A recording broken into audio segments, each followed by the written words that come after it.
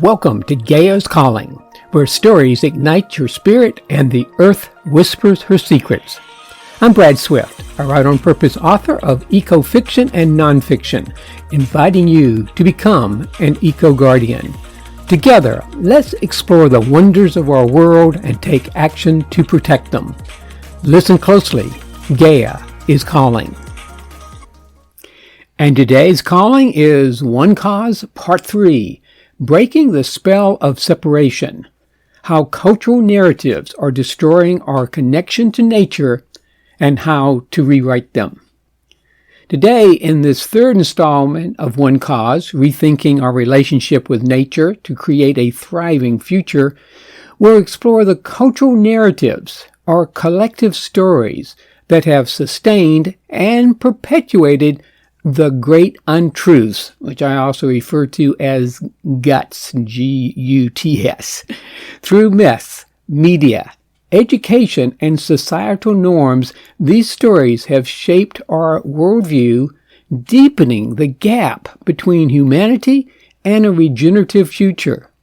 By understanding these divisive stories, we can begin rewriting them with narratives of connection, collaboration, and transformation. So, let's get started.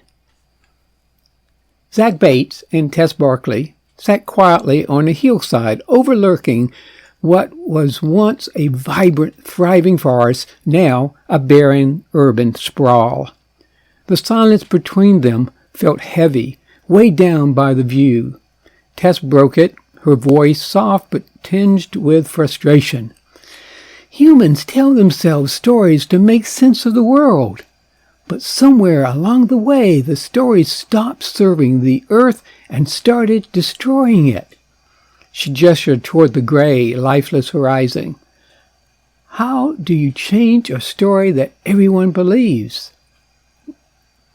By the way, if you're new to my writing, Zach and Tess are two of my fictional characters that appear in my eco-fiction and head up the eco-guardian team. We'll be hearing from them throughout the series. Zach glanced at her, thoughtful, his brow furrowing as he tried to answer. Finally he said, maybe you start by asking who's telling the story and why. Their conversation lingered in the air as they watched the wind carry dust across the empty landscape, setting the stage for the exploration of the power of stories, how they shape our reality, and why rewriting them is essential. The power of stories. Stories have always been the thread that weave our understanding of the world. They tell us who we are, what matters, and how we should live. But stories are not neutral. They can guide us towards harmony or lead us astray. Take a moment to think about a campfire. It's warm, inviting, and brings people together. But, if untended, it can spark a wildfire. Stories function much the same way. When rooted in balance and wisdom, they can inspire us to care for each other and the planet. But when shaped by fear, or greed, or disconnection, they can divide us and justify harm. For much of human history, stories celebrated our connection with nature. Indigenous myths often spoke of balance and reciprocity, and understanding that humans are one part of a vast, interdependent web of life. But as civilizations expanded, these narratives shifted. Take, for example, the biblical idea that humans have dominion over the earth.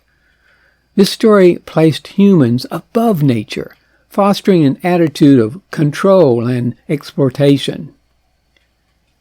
I still remember my journey to the Ecuadorian rainforest back in 2022. Walking among the towering trees, hearing the symphony of life all around me, I felt something shift within. Indigenous guides spoke of their belief that every tree, every stream, every creature is alive and sacred. It was a reminder of the stories we've forgotten and it deepened my commitment to rewriting the story of humanity's relationship with the earth. The stories that perpetuate the gap. Here's a quote from the Inuit people, is where we attribute it to. Words do not label things already there. Words are like the knife of a carver.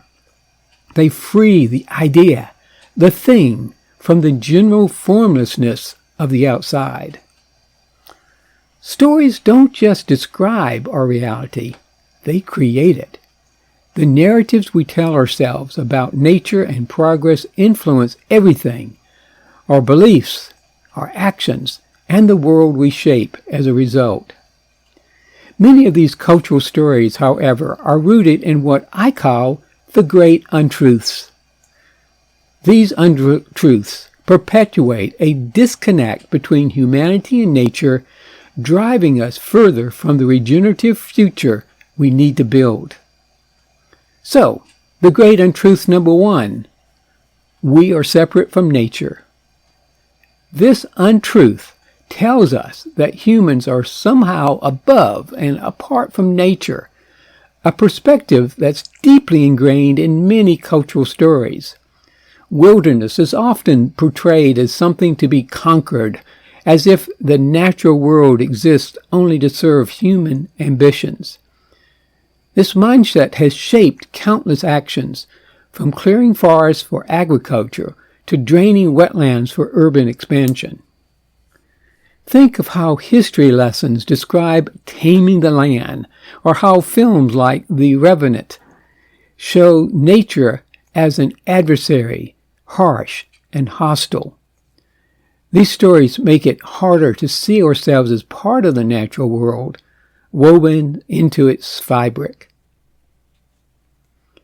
But here's a contrasting thought. Indigenous cultures have long told stories that celebrate interconnection, reminding us that we are not separate from nature.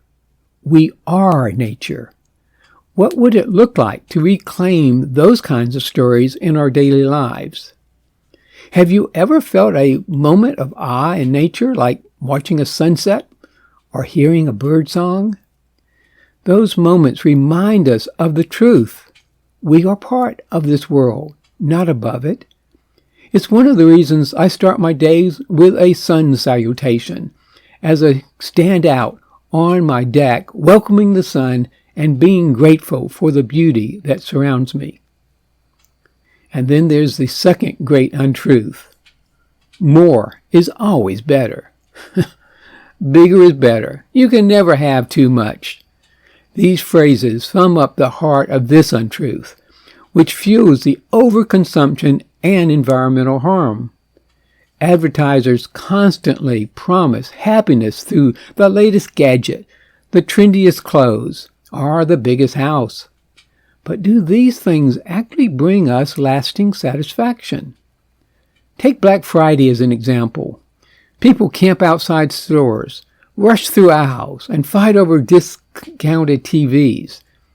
And for what? Often these purchases are driven by the thrill of the hunt rather than real need. Advertisers and marketers know how to tap into this frenzy, convincing us that more will make us happier, more successful, or more fulfilled. But here's the truth.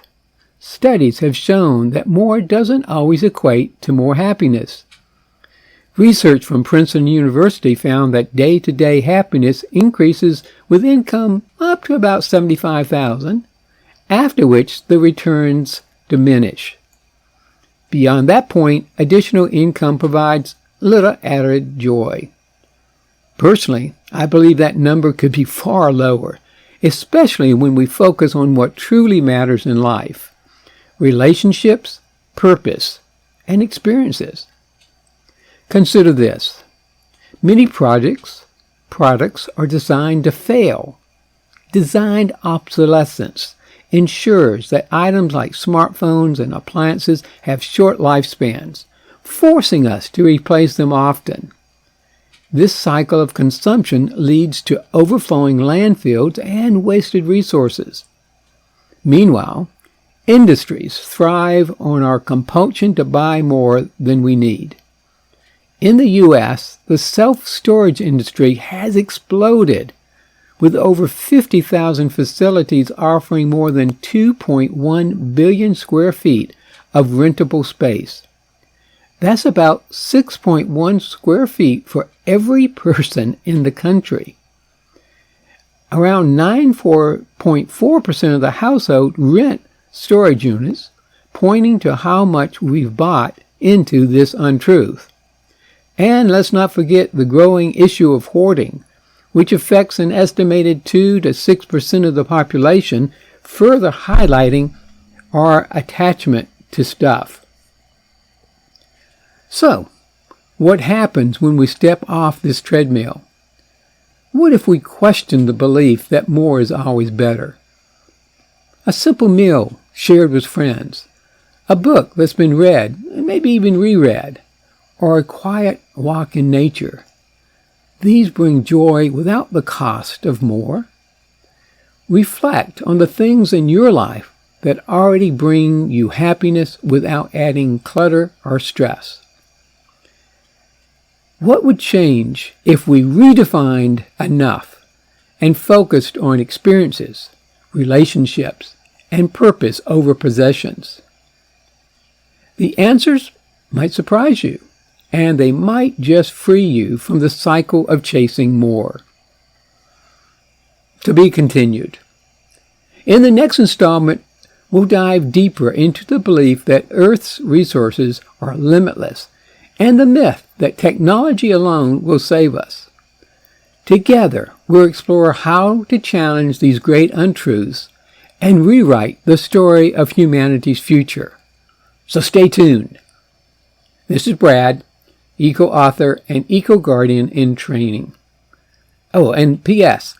Thank you for joining us on this journey to explore the stories that shape our lives and the future of our planet. What stories do you see around you that need to change? How about sharing your thoughts by commenting? And if this resonates with you, please share it with your friends and your family. Let's grow this community of eco-guardians in training. If you haven't already, subscribe to Follow the Series. Together, we can write a new story.